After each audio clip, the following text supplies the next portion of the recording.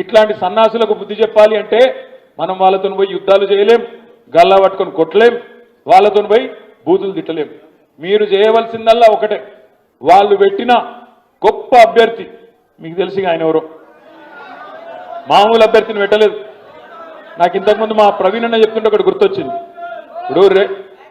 ఇప్పుడు మన రాకేష్ చెప్పిండు, నేను ఒకటే రోజు వరంగల్లో వివిధ కంపెనీలను పిలిపించి 692 ఉద్యోగాలు ఇచ్చిన ఒక రోజు జాబ్ మేళా పెట్టి అని చెప్పిండు రాకేష్. రేపు రాకేష్ గెలిస్తే ఇందాక ప్రవీణ్ అన్న చెప్పిన ఒక ప్రశాంత్ పాలకుర్తిని పిలుస్తాడు, అయ్యా మా వరంగల్లో ఒక 1000 ఉద్యోగాలు ఇక్కడ కంపెనీ పెట్టని చెప్తాడు. ఒక సమీర్ భాటియా దగ్గర పోతాడు, అన్నా నువ్వు రా జర మా వాళ్ళకు స్ఫూర్తినిచ్చే విధంగా ఒక ఉపన్యాసం ఇయ్యి, మా దగ్గర కూడా ఎట్లా ఐటీ ముందుకు పోవచ్చు, పిల్లలు ఎట్లా ముందుకు పోవచ్చు చెప్పు అని రిక్వెస్ట్ చేస్తాడు. ఒక సామా ఫనీ దగ్గర పోతాడు, పోయి నువ్వు రెడ్ బస్ ఎట్లా పెట్టినావు, మా వాళ్ళకు కూడా కొంత స్ఫూర్తినిచ్చే విధంగా వచ్చి మా వాళ్ళలో కూడా ఉత్సాహం నింపు అని చెప్పి వాళ్ళని పిలుచుకొస్తాడు రాకేష్ గెలిస్తే. మరి మల్లన్న అంటే ఆయన గెలిస్తే ఎవరిని పిలవాలి? ఆయన చెంచల్ కూడా జైల్లో ఆయన సీనియర్లను పిలవాలి, పిలుచుకొచ్చి మీ ముంగట కూర్చోబెట్టాలి, ఆ చిల్లరగాలతో మీకు చెప్పాలి.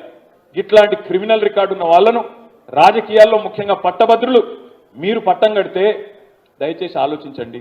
ఇప్పటికే రాజకీయాలంటే గొప్ప అభిప్రాయం లేదు సమాజంలో, అట్లాంటిది ఇంకా ఇట్లాంటి వాళ్ళు వస్తే, ఇట్లాంటి వాళ్ళు చట్టసభల్లో దూరితే ఎట్లుంటుందో మీరు ఆలోచించండి.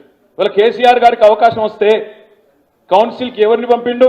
మన వరంగల్ నుంచి ఒక విద్యావంతుడు, ఒక తెలివితేటలున్న మేధావి ఇవాళ డిప్యూటీ చైర్మన్ గా గౌరవనీయులు బండా ప్రకాష్ గారిని వరంగల్ నుంచి పంపిండు.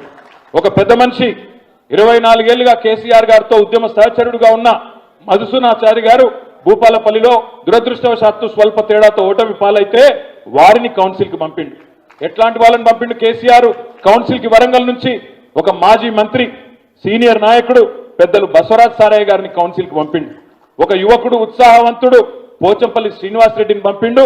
ఒక గిరిజన మహిళ సీనియర్ నాయకురాలు సత్యవతి రాథోడ్ను పంపిండు.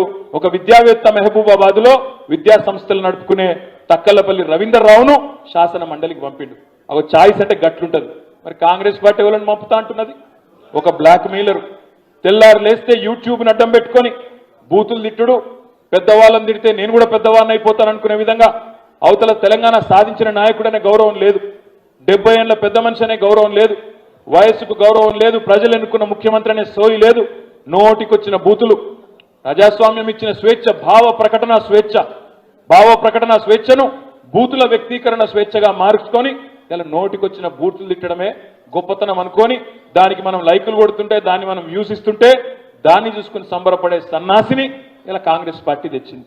నేను అడుగుతా ఉన్నా మిమ్మల్ని, ఒకవైపేమో ఇక్కడ బిట్స్ పిలాని, ఇటు బిట్స్ పిలాని, అటు పల్లి బఠాని, ఏది కావాలో మీరే ఆలోచించుకోలేదు.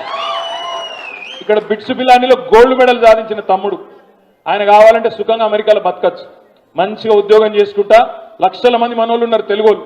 కొన్ని ఊర్లలో పోతేనే అమెరికాలో మన వరంగల్కి పోయినట్టే ఉంటుంది, ఆ డల్లాస్ హ్యూస్టన్ పోతే మన కాడికి పోయినట్టే ఉంటుంది.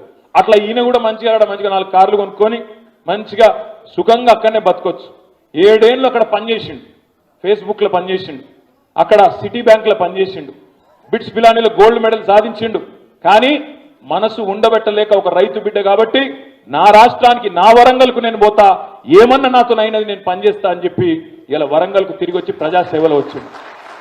నేను చాలాసార్లు వింటుంటా రాజకీయాల్లో, జర్నలిస్ట్ మిత్రులు చెప్తుంటారు, మిగతా మిత్రులు చెప్తుంటారు, చదువుకున్న వాళ్ళు రావాలి, చక్కదనం కావాలి, పాలిటిక్స్ అంతా లంగలు దొంగలు తయారైనరు అని మాట్లాడతారు. కానీ మరి చదువుకున్న వాళ్ళు వచ్చినప్పుడు ఒక గోల్డ్ మెడలిస్ట్ మరి మీ ముంగట పెట్టినప్పుడు ఆయన కోటేస్తారా, లేకపోతే ఒక చెంచల్ కూడా క్రిమినల్ కోటేస్తారా? మీరే ఆలోచించుకోవాలని చెప్పి నేను విజ్ఞప్తి చేస్తా ఉన్నా. ఇవాళ ఓరుగల్లు బిడ్డలు మీరు పౌరుషానికి ప్రతీకలు. తెలంగాణ ఉద్యమానికి గుండెకాయ లాంటి హనుమకొండలో ఇవాళ గర్వంగా నేను చెప్తా ఉన్నా, మీకు ఒక మంచి అభ్యర్థిని కేసీఆర్ గారు అందజేసినారు. సరే, గతంలో మనతో రాజకీయంగా విభేదించిన ఇంకో సంస్థలో పనిచేసినప్పుడు సహజంగానే ఆనాడు ఆ సంస్థ నిబంధనలకు అనుగుణంగా పనిచేసిన అని చెప్పి తమ్ముడు చెప్పిండు. ఎన్నడూ కూడా రాజకీయ ప్రత్యర్థులుగా చూసిన తప్ప శత్రువులుగా ఎన్నడూ దూషణలకు పాల్పడలేదనే మాట కూడా ఆ తమ్ముడే మీకు చెప్పినాడు. కాబట్టి మా బీఆర్ఎస్ కార్యకర్తలు, నాయకులు, హనుమకొండ నాయకులను కూడా నేను కోరుతా ఉన్నా, దయచేసి మన పార్టీ అభ్యర్థిగా మన సోదరుడు రాకేష్ రెడ్డి గారిని పెట్టినప్పుడు ఇవాళ వినయ్ భాస్కర్ గారితో సహా మనందరం కూడా మనందరి బాధ్యత కేసీఆర్ గారి మాటను తూచా తప్పకుండా గౌరవించి బ్రహ్మాండమైన మెజారిటీతో తమ్ముడిని గెలిపించాల్సిన బాధ్యత మనం తీసుకోవాలని నేను కోరుతా ఉన్నా.